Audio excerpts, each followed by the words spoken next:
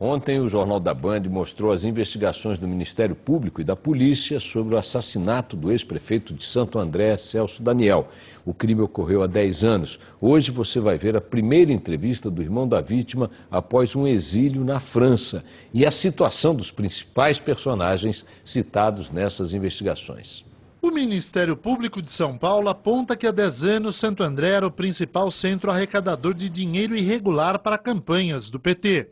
Daqui, milhões de reais teriam sido desviados ou cobrados na forma de propina de empresários da cidade. Os desvios dessa quadrilha que nós apuramos aqui chegam a mais de 100 milhões de reais. Celso Daniel, então prefeito de Santo André, participava dos desvios de acordo com os promotores, mas não aceitava que o dinheiro que deveria beneficiar o partido fosse parar no bolso de amigos e secretários. O Celso Daniel guardava dinheiro, sacolas de dinheiro no seu próprio apartamento. Esses recursos que foram vistos dentro do apartamento dele eram também recursos destinados a campanhas eleitorais.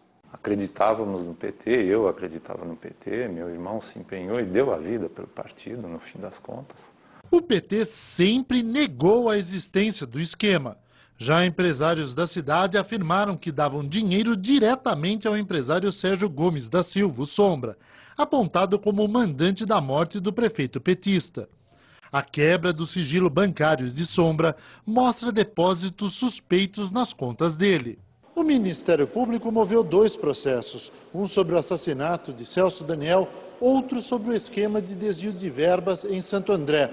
Entre os suspeitos de corrupção, nenhum foi julgado, graças a manobras judiciais que têm permitido que eles continuem levando uma vida normal. Na primeira entrevista que dá a uma TV desde que voltou do exílio na França, o irmão de Celso, Bruno Daniel, diz que saiu do Brasil porque ele e a família eram ameaçados de morte. E muitas pessoas que foram ameaçadas foram executadas. E depois de várias mortes que tinham algum tipo de relação, direta ou indireta, com a morte, com o assassinato do meu irmão, depois de recebermos tantas ameaças, nós achamos melhor continuar a nossa luta de fora. Bruno confirma o que disse aos promotores sobre os desvios de verbas na Prefeitura de Santo André.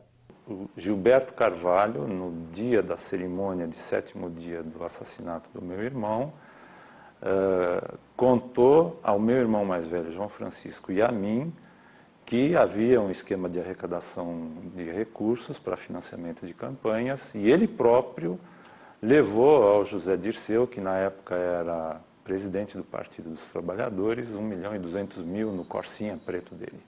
Os principais personagens dessa história são José Dirceu, ex-presidente do PT, é citado como o homem que recebia o dinheiro desviado da prefeitura.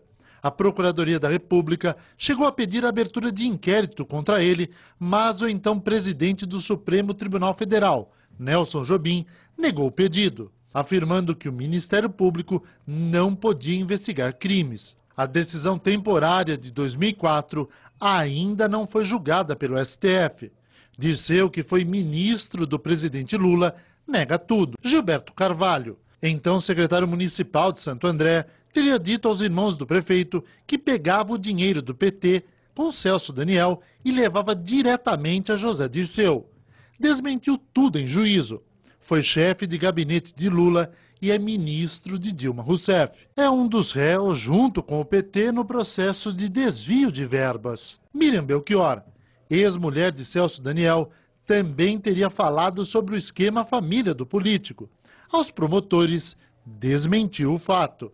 É ministra de Dilma Rousseff. Sérgio Sombra, acusado de mandar matar Celso Daniel, deve ir a julgamento até o fim do ano. Também não foi julgado pela participação no suposto esquema de desvio de verbas. Permanece em liberdade. Se o prazo for estendido demais, nós já temos 10 anos da morte, a prescrição pode favorecer todos os réus desse processo. Pessoalmente, eu me sinto muito frustrado com isso. Nós temos a esperança de que haja condenações e que a sociedade se mobilize para que fatos como esse nunca mais ocorram. Todos os personagens citados nesta reportagem foram ouvidos pela Band, mas não responderam aos pedidos de entrevista.